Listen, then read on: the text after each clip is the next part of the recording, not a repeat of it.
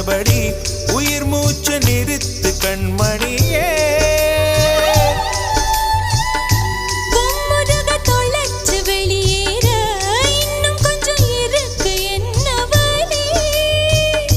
மழை அடிக்கும் சிறு பேச்சு, வெயில் அடிக்கும் ஒரு பார்வை, உடம்பு மண்ணில் புதையிற வரையில் உடன் வரக்கூடுமோ?